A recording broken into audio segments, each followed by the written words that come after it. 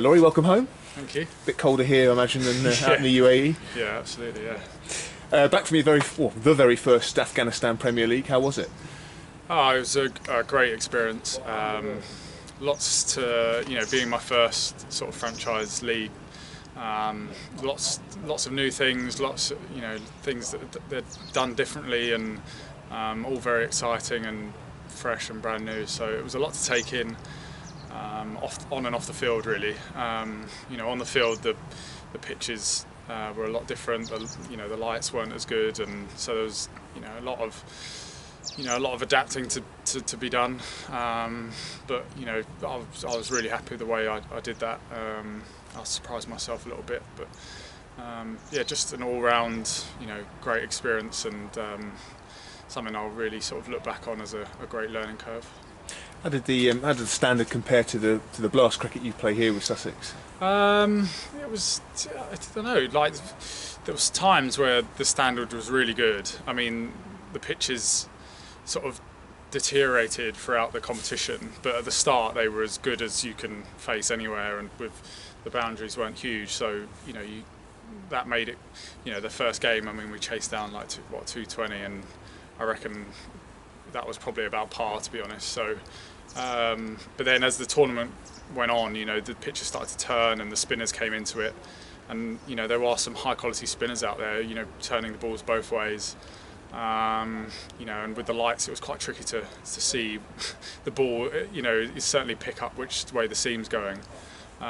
So it was a brilliant sort of learning experience for someone sort of who, somewhere in England it doesn't necessarily spin as much, and you don't have that sort of quality of spin on those pitches all the time. So it was a great sort of eye-opener for me and my game to sort of reassess how good I am against playing spin and stuff like that. I think I did okay, but I certainly feel like I could, got room for improvement. So, but overall the standard was enjoyable. It was good fun, and there was some high-quality cricket involved.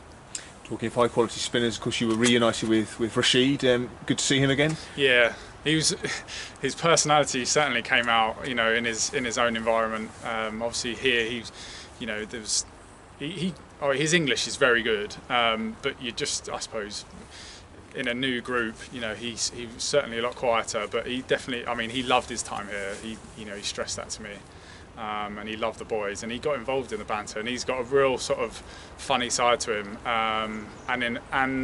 he's obviously.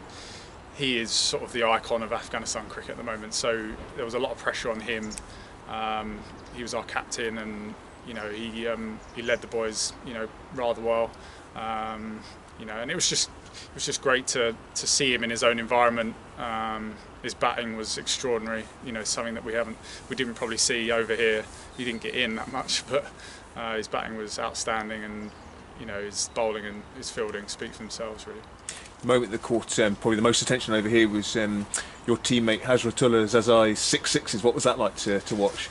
Yeah, I mean, I was sat next to Colin Ingram, and we were sort of, this sort of left arm spinner came on to bowl, and he looked in his sort of later years, shall we say, of his career, and the first 2 balls went out the park, and we were sort of like looking at the bowler. He didn't really look like he had anywhere to go. No real change of pace, no, sort of Yorker. So Colin actually turned to me and went, "This could be 6 sixes," and he was right. I mean, it was incredible to watch. The last shot particularly was extraordinary. To fetch it out far, that's far outside the off stump. And he was one of the shining lights of that tournament, and why that tournament was probably so good, certainly for the Afghanistan players. He came out and put his name out there, and he played unbelievably well. Are there any other names we should take note of? Oh, I mean, Nabi, the off spinner. He's played Big Bash and IPL and stuff, but I faced him, and he was an extraordinarily high skilled. For a guy who doesn't really have a sort of a ball that turns the other way, his off spin was extraordinary. You never felt like you could get after it, and he whacks out of the park. And Shahzad at the top of the order for Paktia, he was he was, you know, obviously, I mean, he got player of the tournament, but his batting was extraordinary. You know, there were, but it was more sort of like we sort of, you know, the development through in our team, certainly, like this guy called Muslim Musa, and he sort of bowls and bats a bit. And at the start of the tournament, he's sort of running up and bowling, not real any sort of plan. But it was nice to see, like, you know, Heath Streak and a few of the overseas boys get around him and sort of just explain to him, you know, how effective he can be and what works and things like that. And it was, you know, by the end he was performing, you know, to a really good standard. So it was great for, you know, little bits like that. And obviously, Afghanistan as a cricketing nation has had an incredible journey over the last decade or so. This was the first edition of the Premier League. How was it to be part of something, you know, part of that journey, part of their development as a cricketing nation? It's just, it was so exciting, you know, turning up, and it was slightly chaotic, you know, opening ceremony. I think the game was meant to start at 8 and we probably started about 9. But you know, it was full of energy, and people would, you know, there was decent crowds and stuff like that, and it felt like, you know, a big thing. And I think it, you know, probably was for a lot of people involved in Afghanistan cricket. It was great to see, you know, that sort of involvement and that sort of publicity for such a sort of a building nation. And you know, they're sort of doing things on the field, you know, to a high standard, and there was people there really wanting that competition to succeed. And it was good that it attracted some big names, and I had to sort of pinch myself a little bit, you know, arriving and seeing so many big players. But it was great to go out there and, you know, sort of hopefully come out better than I went in. So, did you get a sense that it was being well followed back in Afghanistan? Yeah, I mean, new followers. Yeah, Twitter sort of went mental, and certainly, you know, I got a lot of messages of congratulations and stuff, and people asking what channel it's on and stuff like that.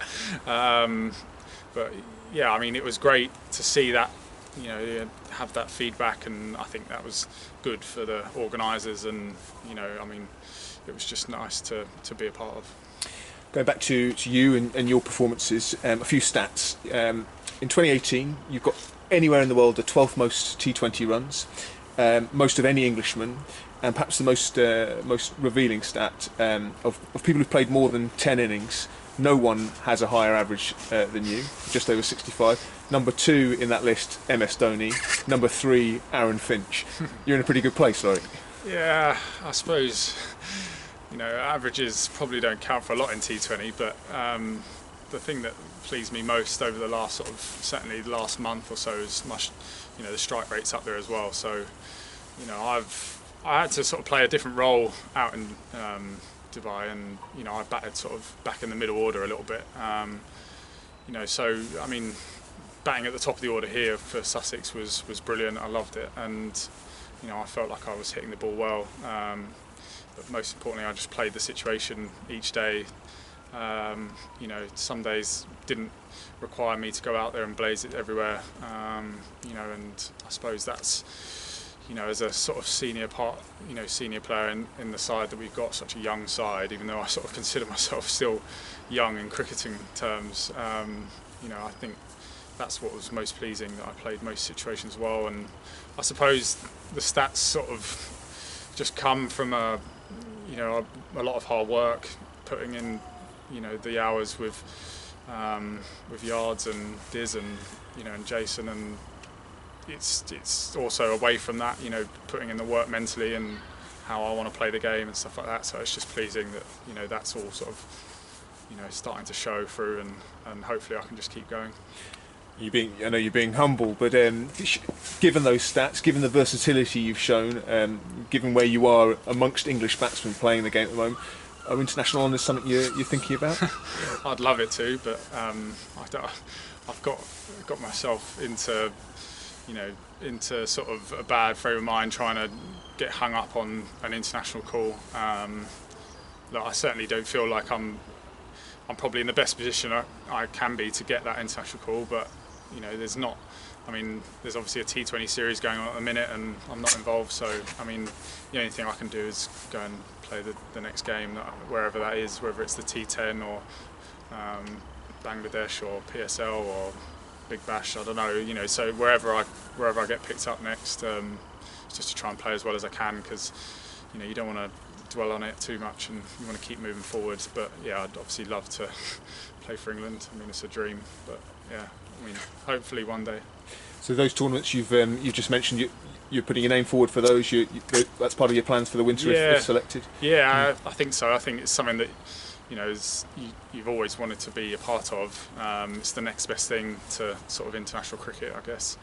You know, but more, it's just a great sort of learning experience to be around such quality players in different environments. You know, it teaches you new things about your game and how there's some seriously good players around the world, and you know, if you can perform as well in your own country as you can around the world, then you know that obviously says a lot about you as a player, and hopefully I can just keep trying to get better and learning, and it's just so valuable to have that opportunity to be around that sort of high quality of cricket.